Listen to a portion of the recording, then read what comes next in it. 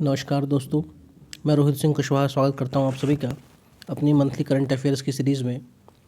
दोस्तों, आज हम इस वीडियो में मई 2020 के साइंस एंड टेक्नोलॉजी से जुड़े हुए जो भी इंपॉर्टेंट करंट अफेयर्स हैं उनको देखेंगे। पहली न्यूज़ में चलते हैं। स्टरलाइज़र अतुल्य के बारे में है। तो भारत का जो रक्षा मंत्रालय है उसने एक स्टरलाइज़र बनाया, इसका नाम अतुल्य रखा गया है। और ये जो कोविड-19 पैंडमिक फैला हुआ है, कोरोना वायरस वाला, इसको देखते हुए इसको बनाया गया है। अब ये जो आप तस्वीर देख रहे हैं, ये अतुल्य की तस्वीर है। इस तस्वीर में देखिए ऊपर लिखा हुआ defence institute of advance technology. तो मिनिस्ट्री ऑफ डिफेंस के अंडर में ये संस्था काम करती है और ये डीम्ड यूनिवर्सिटी है अपने आप में। इसने अतुल्य को बनाया है। इसमें अतुल्य करेगा क्या? अतुल्य 56 से 60 डिग्री सेल्सियस टेम्परेचर में डिफरेंशियल हीटिंग करेगा, मतलब कम ज़्यादा हीटिंग करेगा, जिसे स्टरलाइज कर दी जाएगी। और जिसमें अगर कोई भी चीज़ में अगर वायरस है तो उसको साफ़ कर दिया जाएगा, सही कर दिया जाएगा। और सबसे बड़ी बात यह है कि ये कॉस्ट इफेक्टिव सॉल्यूशन है और ये पोर्टेबल और फिक्स्ड इंस्टॉलेशन है, मतलब आप इसको कहीं भी फिक्स कर सकते हैं या ले जा भी सकते हैं, पोर्टेबल भी है। तो ध्यान रखिएगा, अतुल्य क्या है? एक माइक्रोवेव स्टरलाइज़र है और इसको बनाया है defence institute of advance technology. और ये स्थित कहाँ पे है? पुणे में। और ये एक यूनिवर्सिटी है अंडर मिनिस्ट्री ऑफ डिफेंस। और अभी वर्तमान में जो हमारे रक्षा मंत्री हैं उनका नाम है राजनाथ सिंह, जिनका लोकसभा क्षेत्र है लखनऊ, जो कि उत्तर प्रदेश की राजधानी है। ये जो न्यूज़ है ये आपके जीएस पेपर 3 के साइंस एंड टेक्नोलॉजी सेक्शन से है। चलते हैं अगली न्यूज़ पे। पल्स ऑक्सीमीटर के बारे में। तो जब से कोरोना वायरस फैला है तब से पल्स ऑक्सीमीटर की काफ़ी डिमांड हो गई है और इसके बारे में काफ़ी चर्चा में ये आ गया है। तो देखते हैं ये होता क्या है। ये एक ऐसी मेडिकल डिवाइस है जिससे हम जो पर्सन है उसकी बॉडी में जो ऑक्सीजन लेवल है उसको नाप सकते हैं, मेज़र कर सकते हैं। दोस्तों, ये जो कोरोना वायरस है इसमें जैसा कि हम जानते हैं हमारे रेस्पिरेटरी जो सिस्टम है उसको अफेक्ट करता है और बहुत तेज़ी से हमारे जो ब्लड है उसमें ऑक्सीजन लेवल घटने लगता है, कम होने लगता है। इसलिए पल्स ऑक्सीमीटर का डिमांड बहुत ज़्यादा है और ये उन लोगों में ज़्यादा देखा गया जिनको पहले से कोई हार्ट से लंग की बीमारी है। तो उनमें तो बहुत तेज़ी से ऑक्सीजन लेवल गिर आता है और उसके बाद उनको एक तरह से बेहोशी आती है, चक्कर आता है और उनका जो रेस्पिरेटरी सिस्टम है वो फेल हो जाता है, जिससे व्यक्ति की मौत भी हो जाती है। तो पल्स ऑक्सीमीटर जो है ये तस्वीर आप देखिए, इसको हम हाथों में, ईयर्स में, फोरहेड में, नोज़ में, टोज़ में, फिंगर में कहीं भी लगा सकते हैं। और ये बेसिकली जांचता है जो आपका रेड ब्लड सेल है, आरबीसी जो है, लाल रक्त कोशिकाएं, उसके अंदर जो ऑक्सीजन का लेवल है उसको जांचता है। ये तस्वीर जो है ये पल्स ऑक्सीमीटर की है। अगली न्यूज़ में चलते हैं यूवी डिसइंफेक्शन टावर के बारे में। अल्ट्रावायलेट डिसइंफेक्शन टावर ये डिसइंफेक्टेंट करेगा और इसको बनाया है defence research and development organisation DRDO ने इसको बनाया है। जैसा कि इसके नाम से क्लियर हुआ, इसमें अल्ट्रावायलेट जो रेस है उनका उपयोग किया जाएगा और ये पूरी तरह रिमोट से संचालित है। देखिए आप इसकी तस्वीर देख सकते हैं और काफ़ी बड़े एरिया में ये कुछ ही सेकंडों में डिसइंफेक्ट कर देता है। तो अब बात कर लेते हैं कि DRDO के अधीन एक संस्था है, उसका नाम है LASTEC, laser science and technology centre, जो कि दिल्ली में बेस्ड है और उसकी हेल्प की है new instrument and materials private limited Gurugram ने। इन दोनों ने मिलकर ये यूवी टावर ब्लास्टर बनाया है। दोस्तों, बस आपको जैसे कुछ कीवर्ड्स जानने हैं कि ये जो लैस्टेक है तो लैस्टेक किस से संबंधित है, तो भाई ऑप्शन आ सकते हैं DRDO से, इसरो से, बार्क से, तो आप DRDO इसका सही जवाब है। और भी कि भाई ये काम कैसे करता है, तो इसमें हम अल्ट्रावायलेट जो रेस हैं उसका वो एक ब्लास्ट होता है, मतलब एक तरह से बहुत सारी वेव्स जो यूवी है वो एक बार में छोड़ी जाती है और उस पूरे एरिया को डिसइंफेक्टेंट कर देता है। और उस पूरे जैसे कमरे में अगर इसको हम कर रहे हैं तो उस कमरे में रखी हुई हर एक चीज़ डिसइंफेक्ट हो जाएगी, चाहे उसके अंदर कोई कंप्यूटर रखा है उस कमरे में या कोई लेबोरेटरी या कोई ऑफिस है, जहाँ भी हम इसको डिसइंफेक्टेंट कर सकते हैं। और बहुत अच्छा भी है क्योंकि ये रिमोट ऑपरेटेड है। आपके एयरपोर्ट्स को, शॉपिंग मॉल्स को, मेट्रोज़ को, होटल्स को, बहुत बड़े एरिया को इसको आप यूज़ कर सकते हैं और डिसइंफेक्ट कर सकते हैं। मोबाइल फ़ोन से ऑपरेट भी आता है, वाईफाई से हम इसको कनेक्ट कर सकते हैं। अगली न्यूज़ में चलते हैं। साइलेंट हाइपोक्सिया के बारे में न्यूज़ है कि silent hypoxia puzzle among doctors, ये क्या है? साइलेंट हाइपोक्सिया क्या है? तो साइलेंट हाइपोक्सिया जो वर्ड है इसका मतलब ये होता है कि किसी पेशेंट के अंदर ऑक्सीजन लेवल जो है बहुत तेज़ी से नीचे आ गया है, लेकिन उसकी बॉडी सिम्टम्स नहीं दिखा रही कि इसके शरीर में ऑक्सीजन की कमी हो रही, इसीलिए इसको कहा गया साइलेंट हाइपोक्सिया। हाइपोक्सिया मतलब ऐसी स्टेट जिसमें ऑक्सीजन लेवल हमारे खून में कम हो रहा है। साइलेंट इसलिए बोला गया कि ये हमारी बॉडी को पता ही नहीं चल रहा है कि हमारे अंदर खून के अंदर या आरएनए के अंदर ऑक्सीजन जो सेल्स हैं वो कम हो रहे हैं और किसी भी तरह की सांस लेने में तकलीफ भी नहीं होती। लेकिन हाँ, ये कुछ देर बाद ये एक तरह से साइलेंट अटैक करता है, अटैक होता है और फिर जो हमारा रेस्पिरेटरी सिस्टम है वो फेल हो जाता है। ये जो आपको तस्वीर दिख रही है कोरोना वायरस से जुड़ी हुई एक पिक्चर है। इसमें बता रहा है कि वायरस कहाँ कहाँ से एंटर कर सकता है और असल में होता क्या है, वायरस जो है हमारे नोज़ या माउथ से एंटर करता है, उसके बाद हमारे शरीर में एक सेल छोड़ता है जहाँ पे वो पैड बनाता है, उसे होस्ट सेल कहा जा रहा है। बाद में वो सेल ब्लास्ट हो जाता है, फट जाता है और आसपास के सारे सेल को वो इन्फेक्टेड कर देता है।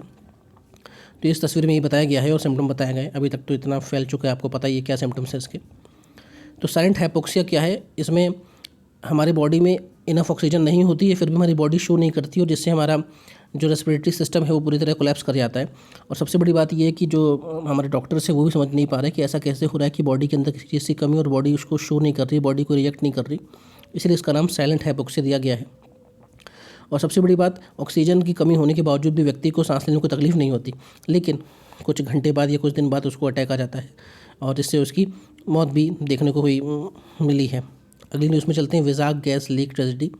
विशाखापट्टनम, जो कि आपको आंध्र प्रदेश में मिलेगा, कोस्टल सिटी है, उसको हम शॉर्ट फॉर्म में विजाग भी कहते हैं। वहाँ पे एक साउथ कोरिया बेस्ड कंपनी है एलजी पॉलीमर्स, उसके प्लांट में गैस लीक हो गई और वहाँ से जो गैस लीक हुई उसका नाम था स्टायरिन गैस और इससे 11 लोगों की मौत हो गई। और इसने हमें फिर से याद दिलाती भोपाल की गैस कांड जो कि 1984 में हुआ था। तो अब बात कर लेते हैं स्टायरिन गैस जो लीक हुई वो क्या है।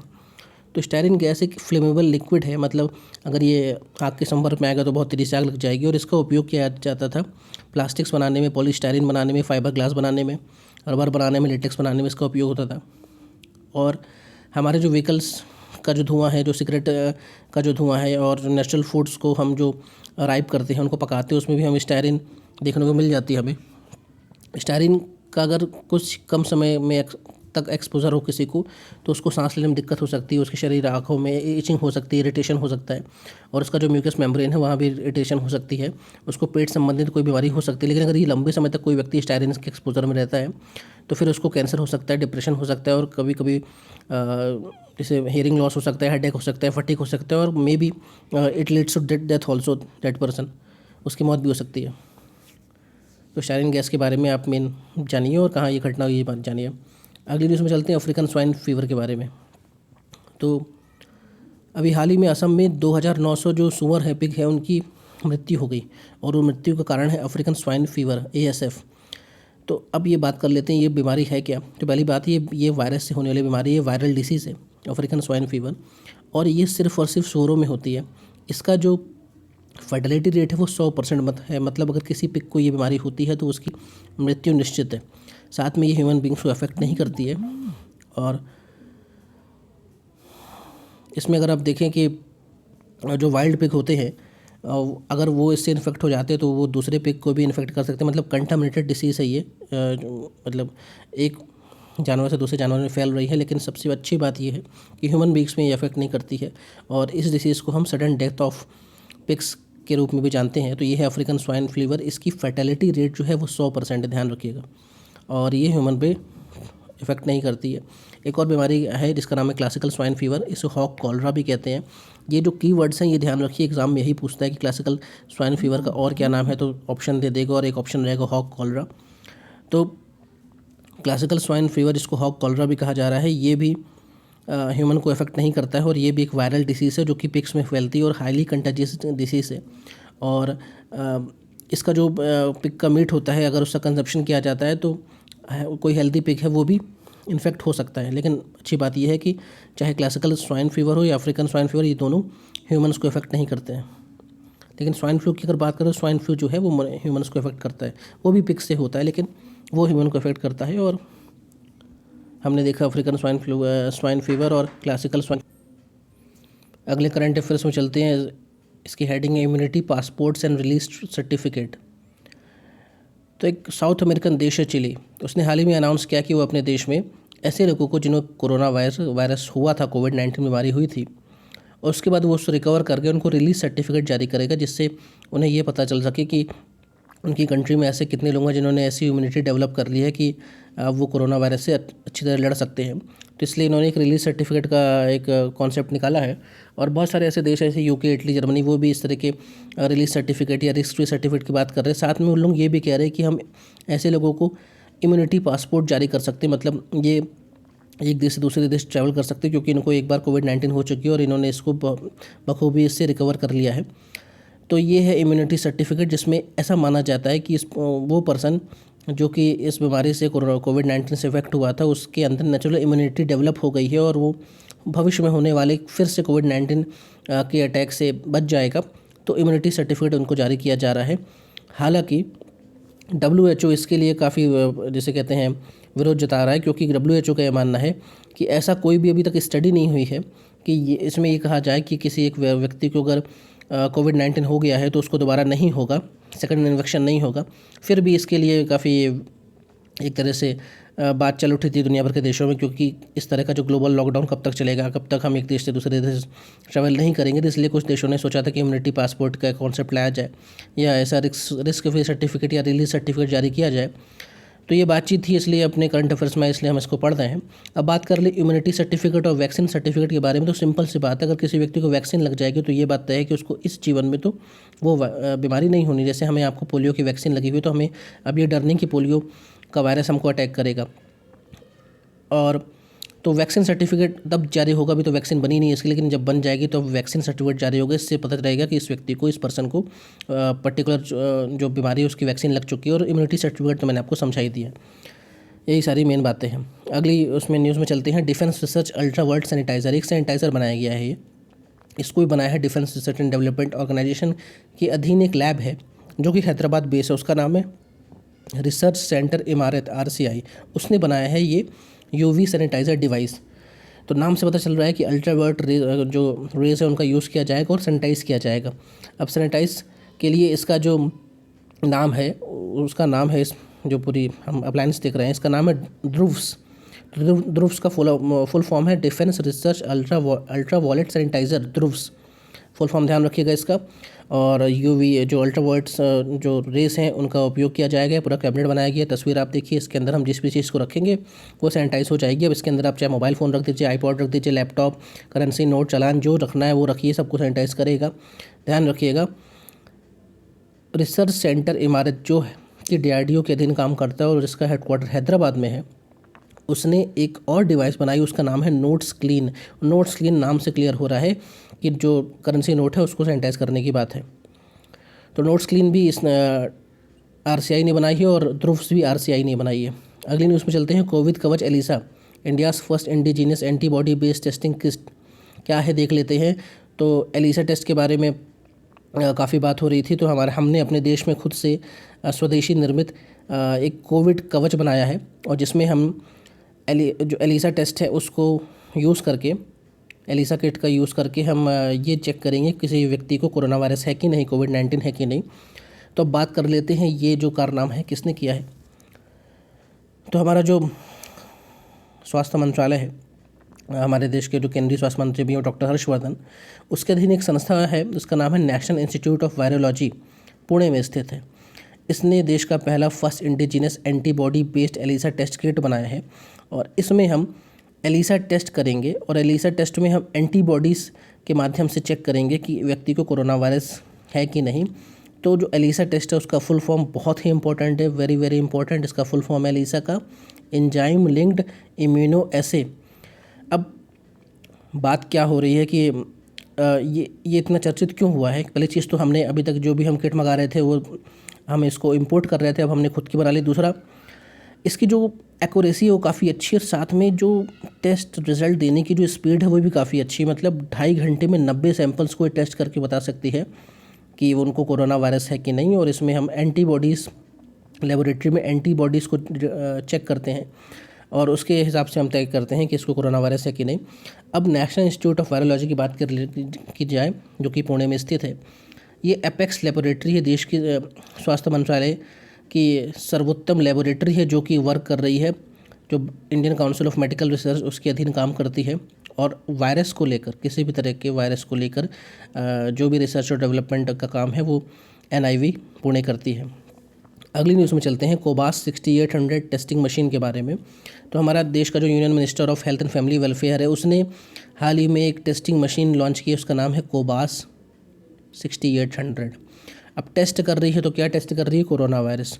अब बात कर लेते हैं कि क्या खास है इस मशीन में। तो पहला चीज़ कि ये फुली ऑटोमेटेड है, हाई एंड मशीन है और रियल टाइम PCR टेस्टिंग के माध्यम से कोविड-19 को जांचती है कि किसी व्यक्ति को कोविड-19 है कि नहीं। साथ में जो इसकी स्पीड है वो 24 घंटे में 1200 सैंपल टेस्ट करने की स्पीड है। और सबसे अच्छी बात यह है कि ये सिर्फ कोरोना वायरस नहीं जांचती है, इसके अलावा अगर उसको किसी भी और तरह का पैथोजन से उस पर्सन में, जैसे वायरल हेपेटाइटिस बी, सी, HIV, MTB, पैपिलोमा सी, जितने भी तरह के पैथोजन से अगर उसके ब्लड में, उसके ब्लड कह रहा हूँ सॉरी, जो उसका सैंपल है उसमें इनके भी जो अगर लक्षण दिखते हैं तो वो भी इसको जांच के बता देगा। मतलब हर घंटे 50 सैंपल जांचेगा, कोरोना वायरस तो बताएगा, साथ में एक्स्ट्रा जो भी बीमारी हैं उनको भी निकाल कर देगा। ये है आपकी कोबास 6800, जिसको बनाया है ministry of health and family welfare ने। अगली न्यूज़ में चलते हैं इवेंट बॉट के बारे में। इवेंट बॉट एक न्यू मालवेयर है, एक तरह का, जिसे हम कहें एक तरह का वायरस है, जो कि हमारे देश में जो एंड्रॉयड यूज़र्स हैं, हाँ, आपके पास जो स्मार्टफोन है उसमें जो ऑपरेटिंग सिस्टम वो एंड्रॉयड है, एप्पल को छोड़ दे तो एंड्रॉयड सॉरी ऑपरेटिंग सिस्टम जो कि मोबाइल में चल रहा है, उनको यूज़ करने वाले जो लोग हैं उनके लिए एक बुरी खबर ये है कि इवेंट बॉट नाम का एक मालवेयर है जो कि अटैक कर सकता है भारत में ऐसे एंड्रॉयड फ़ोन्स पे। और इसके लिए जो वार्निंग दी है वो हमारे देश में एक संस्था है, उसका नाम है CERT-In, computer emergency response team of India. उसने ये चेतावनी जारी की है कि देश के जो एंड्रॉयड फ़ोन है वो वल्नरेबल है, उन पे अटैक हो सकता है, एक तरह का साइबर अटैक है। और जब ये अटैक होगा तो उनका ये कहना है CERT-In का कि ये आपकी जो इंपॉर्टेंट जानकारी हैं उसको ये चुरा लेगा। और अगर वो लोग ज़्यादा खतरे में जो कि अपने मोबाइल फ़ोन से ही बैंकिंग ट्रांजैक्शन करते हैं, फाइनेंशियल ट्रांजैक्शन करते हैं, उन पर ज़्यादा खतरा हो सकता है। अब बात करते हैं ट्रोजन वायरस क्या होता है। ट्रोजन वायरस जो होता है वो एक तरह का, ये जब आपके डिवाइस में, आपके मोबाइल में घुसता है तो आपका मोबाइल उसको पहचान नहीं पाता कि ये कोई गलत या फ्रॉड चीज़ है। वो अपने आप को ऐसा ट्रीट कराता है कि मोबाइल उसको लगे कि एक जेन्युइन ऐप है, जेन्युइन सॉफ्टवेयर है, और वो आपके ही सिस्टम में रह के, आपके मोबाइल के मेमोरी में रह के सारी डाटा को स्टील करता है और अपना जो भी उसका सर्वर होता है वहाँ भेज देता है, इसलिए उसको ट्रोजन वायरस कहते हैं। अब ये जो CERT-In है उसने भारत के अलावा बहुत सारी जो फाइनेंशियल बेस्ड कंपनीज हैं, जैसे अच्छा जो बैंक हैं, जैसे हम यहाँ पे लिखा है ट्रांसफ़र वाइस, रिवॉल्ट, बार्कलेस, यूनिक्रेडिट, पे सेफ कार्ड, इन सबको भी उसने वार्निंग जारी की है कि आपके ऐप में भी ये जो इवेंट बॉट मालवेयर है वो उसका अटैक हो सकता है। अब बात कर लेते हैं CERT-In के बारे में। कंप्यूटर इमरजेंसी रिस्पांस टीम, इसकी स्थापना 2004 में की गई थी और नाम से ये क्लियर है कि हमारे देश का जो भी कंप्यूटर सिस्टम है उसको रक्षा करना, उसको संभालना और किसी भी तरह के साइबर अटैक से लड़ना इसका मेन काम है। और ये काम करता है ministry of electronics and information technology, इसको शॉर्ट फॉर्म में MITI कहते हैं। तो MITI जो आपकी मिनिस्ट्री है उसके अधीन ये काम करता है और नोडल एजेंसी है किसी भी प्रकार के साइबर जो सिक्योरिटी अटैक है, थ्रेट्स हैं, उसको लेकर। अगली न्यूज़ में चलते हैं। Next generation biodegradable metal implants. तो पहले दोस्तों आप ये तस्वीर देखो। इस तस्वीर में पैर की हड्डी दिखाई गई है और जब भी किसी का, जैसे हम कहते हैं, हड्डी टूट जाती है तो हम इसको जोड़ने के लिए हम एक तरह के इम्प्लांट्स लगाते हैं। और ये जो इम्प्लांट्स होते हैं मेटल के होते हैं और ये हड्डी तो जोड़ देते हैं, लेकिन ये हमारे जो बॉडी है उसी के अंदर रह जाते हैं और फिर एक तरह से कंटामिनेट कर देते हैं हमारे खून को, हमारी बॉडी को।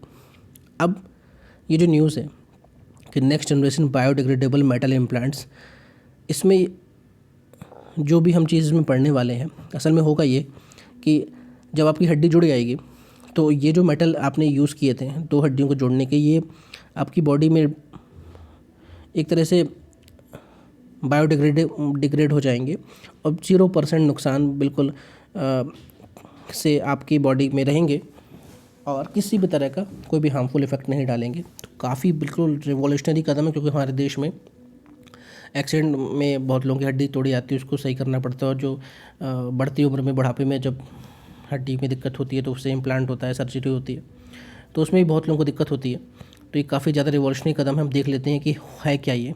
तो international advance research centre of powder metallurgy and new materials आर की और Shri Chitra Tirunal institute of medical sciences ने, दोनों ने मिलकर एक ऐसा आयरन और मैग्नीज के को मिलाकर एक ऐसा एलॉय बनाया है जो कि बायोडिग्रेडेबल है। मतलब आपके शरीर में ही घुल जाएगा, आपके बॉडी में मिल जाएगा और किसी भी तरह के हार्मफुल इफेक्ट्स नहीं रखेगा। तो यहाँ पे ध्यान रखिएगा, वो जो बायोडिग्रेडेबल मेटल बनाया है वो हमने किस दो मेटल का उपयोग किया है, आयरन और मैग्नीज का। अब बात कर लेते हैं अब ये काम कैसे करता है। काम मैंने समझा दिया है कि जब ये हमारी दोनों हड्डी को जोड़ देगा उसके बाद ये घुल जाएगा हमारे खून में, हमारी बॉडी में।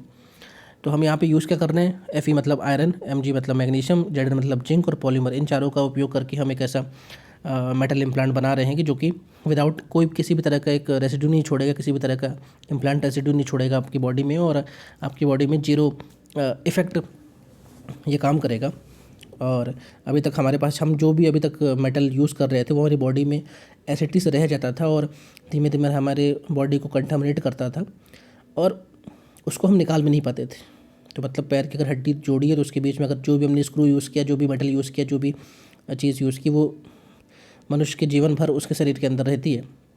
अब यही सारी मैंने बात बता दी है कि जो पुराने जो मेटल इम्प्लांट्स यूज़ करते थे वो टॉक्सिक होते थे और कभी कभी जलन होती थी, इचिंग होती थी और बॉडी में बहुत बुरा पेन होता था, लेकिन हम कुछ कर नहीं सकते क्योंकि वो तो अब शरीर के अंदर रह गया है। तो अब उस जो नट बोल्ट है जो भी, उसको निकालना संभव नहीं है। लेकिन अब जो हमने आयरन और मैग्नीज का जो हमने एलॉय बनाया है, इसमें 29% मैग्नीज बाय वेट है, बाकी आयरन है, और ये एक प्रॉमिसिंग बायोडिग्रेडेबल मेटल इम्प्लांट है और जो कि non magnetic form of iron इसमें हम यूज़ करते हैं। मतलब किसी भी तरह का चुंबकत्व उस आयरन में नहीं होता है और MRI कंपैटिबिलिटी भी होती है इसमें। तो बहुत ही ज़्यादा रिवॉल्यूशनरी कदम है मेडिकल फील्ड में ये। अगली न्यूज़ में चलते हैं सोनिक बूम के बारे में। सोनिक बूम क्या है?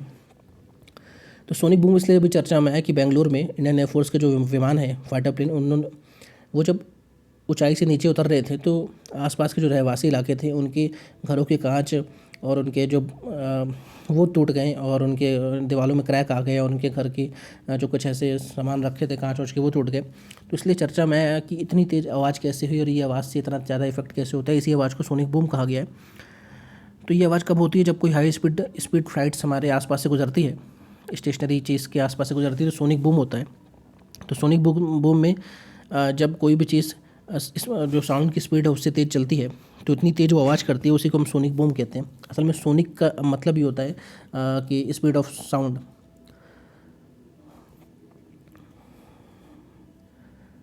तो यहाँ पर sound travels in the form of waves which are emitted outwards from its source. अब कुछ की पॉइंट्स जान लेते हैं कि जो भी साउंड होती है वो जब भी चलती है तो अपने उसकी जो वेव्स होती है बाहर की ओर निकलती है और वही वेव्स अगर साउंड की स्पीड से ज़्यादा की स्पीड से निकलती हैं, जिसे हम हाइपरसोनिक या सुपरसोनिक कहते हैं, तब आसपास का जो भी ऑब्जेक्ट होता है उससे टकराती हैं तो उसमें बहुत तेज़ी से क्रैक ला देती हैं और अगर आसपास कोई इंसान हो तो उसको परमानेंट डीफनेस या बहरापन भी हो सकता है और हार्ट अटैक भी आ सकता है। तो बहुत सारे फैक्टर डिपेंड करते हैं सोनिक बूम की इंटेंसिटी को, कि वो कितनी टेम्परेचर का एयर क्या है, एल्टीट्यूड क्या है और जो ऑब्जेक्ट है उसकी डेंसिटी क्या है। ध्यान रखिएगा सोनिक बूम की जो घटना हुई वो बेंगलुरु में हुई थी और सोनिक बूम क्या होते हैं हमने अभी डिस्कस कर लिया। अगली न्यूज़ में चलते हैं, SpaceX डेमो 2 मिशन। तो SpaceX जो है एक USA की प्राइवेट स्पेस कंपनी है और इसने नासा के लिए एक डेमो 2 नाम से टेस्ट फ्लाइट कंडक्ट की। और इस टेस्ट फ्लाइट में करना क्या है कि जो धरती के ऊपर आप सभी जानते हैं कि एक इंसानों ने अपना घर बना कर रखा है जिसका नाम है इंटरनेशनल स्पेस स्टेशन, और हर पल कोई ना कोई अंतरिक्ष यात्री इंटरनेशनल स्पेस स्टेशन में होता ही है। तो नासा के अभी जितने एस्ट्रोनॉट ऊपर जाते थे उनके लिए वो रशिया की मदद लेते थे और रशिया भारी भरकम उनसे फीस चार्ज करता था। तो नासा के जो भी एस्ट्रोनॉट जाते और आते थे उनके लिए रशिया जिम्मेदार था और रिस्पॉन्सिबल था। अब नासा ने 2011 में एक ऐसा कॉन्सेप्ट सोचा कि क्यों ना हम अपने देश में ही डेवलप करें ये तकनीक कि हम ही अपने एस्ट्रोनॉट को ऊपर ले जाएं और नीचे ले आएँ। इसके लिए उसने बोइंग और SpaceX को टेंडर दिया था कि आप दोनों काम करिए और SpaceX में बाजी मार लिया। तो SpaceX ने एक ऐसा कैप्सूल बना दिया है डेमो 2 नाम का, जिससे नासा के जो क्रू मेंबर्स हैं, एस्ट्रोनॉट है, वो उनको ऊपर लेके जाएगा और उनको नीचे लेके आएगा। और बड़ी बात यह है कि अब जो अमेरिका के एस्ट्रोनॉट है वो अमेरिका की धरती से ही ऊपर जाएंगे और वहीं आएंगे। अभी क्या हो रहा था, वो रशियन सॉइल से उड़ते थे और वहीं उतरते थे। तो ये है, ये तस्वीर है, ये वो कैप्सूल है डेमो 2। अब बात कर लेते हैं क्या है कैसा है। तो पहली चीज़ हमने ये जाने कि स्पेस एक्स जो है प्राइवेट कंपनी है और नासा ने एक अपना प्रोग्राम चालू किया था, कमर्शियल क्रू प्रोग्राम। इस क्रू मतलब होता है वो सारे लोग जो कि ऊपर जाते हैं और आते हैं।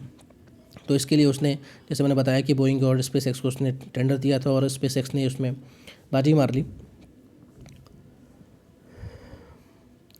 अब स्पेस एक्स ने एक स्पेस क्राफ्ट बनाया है, उसका नाम है क्रू ड्रैगन। तो ये जो तस्वीर आप देख रहे थे क्रू ड्रैगन की, इसी के अंदर जो वो एस्ट्रोनॉट है, जो क्रू है, वो बैठेंगे। अब इसको ले जाने वाला जो लॉन्च व्हीकल है, जो रॉकेट, उसका नाम है फाल्कन 9 और जहाँ से लॉन्च होगा उसका नाम है LC-39A। ये तीनों बातें गांठ बांध लीजिए, इंपॉर्टेंट है कि मैं बात किसकी कर रहा हूँ, स्पेस एक्स की, जो इलॉन मस्क की कंपनी और प्राइवेट कंपनी है USA की, स्पेस को लेकर। उसने जो स्पेस क्राफ्ट बनाया है जो कि इंटरनेशनल स्पेस स्टेशन में लेकर जाएगा नासा के एस्ट्रोनॉट को, उसका नाम है क्रू ड्रैगन। जो रॉकेट उसको लेके जाएगा उसका नाम है फाल्कन 9 और जहाँ से ये लॉन्च होगा उसका नाम है LC-39A। बिल्कुल ध्यान रखिए इसको। और सारी कहानी मैंने आपको समझा दी है, बोइंग और स्पेस एक्स की क्या कहानी थी।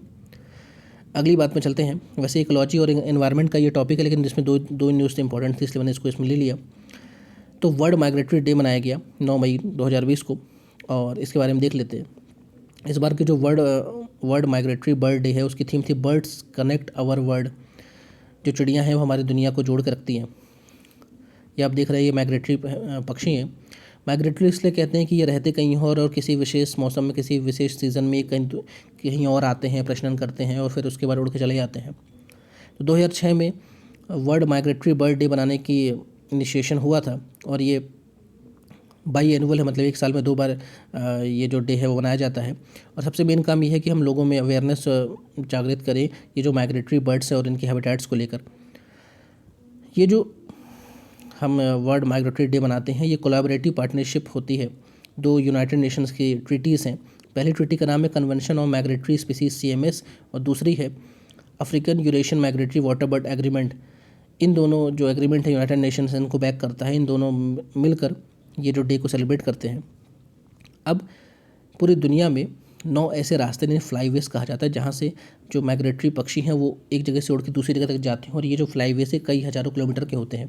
इनमें से जो 3 फ्लाईवे हैं वो आपके एशिया में पड़ते हैं और एशिया में पड़ते हैं और एशिया में खासकर हम ये कहें कि इंडियन सब कॉन्टिनेंट में पड़ते हैं। तो उनमें उनका नाम है central Asian flyway, eastern Asian Australian flyway और एशियन ईस्ट अफ्रीकन फ्लाईवे। तो दुनिया में 9 ऐसे रास्ते हैं जो कि माइग्रेटरी बर्ड्स उनको फॉलो करती हैं, जिनमें से 3 आपके इंडियन सब कॉन्टिनेंट में आते हैं। इनका नाम है कैफ, EAF और AEAF।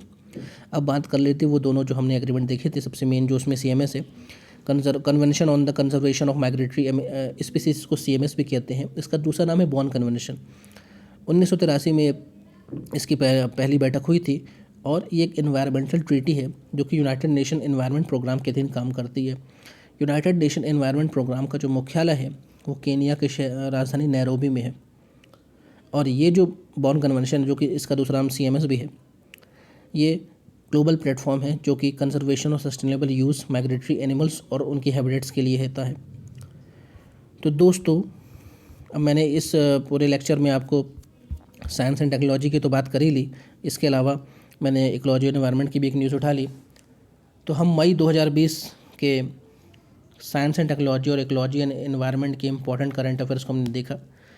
अगर आपको ये सीरीज़ पसंद आ रही है तो बिल्कुल लाइक कीजिए, कमेंट कीजिए, चैनल में नए हैं जिसको सब्सक्राइब कीजिए। कुछ नई अच्छी पुरानी बुरी बात लगी है तो कमेंट बॉक्स है बिल्कुल खुला है, आप लिखिए उसमें। तो दोस्तों, मिलते हैं अपने अगले सेशन में, तब तक के लिए धन्यवाद। जय हिंद।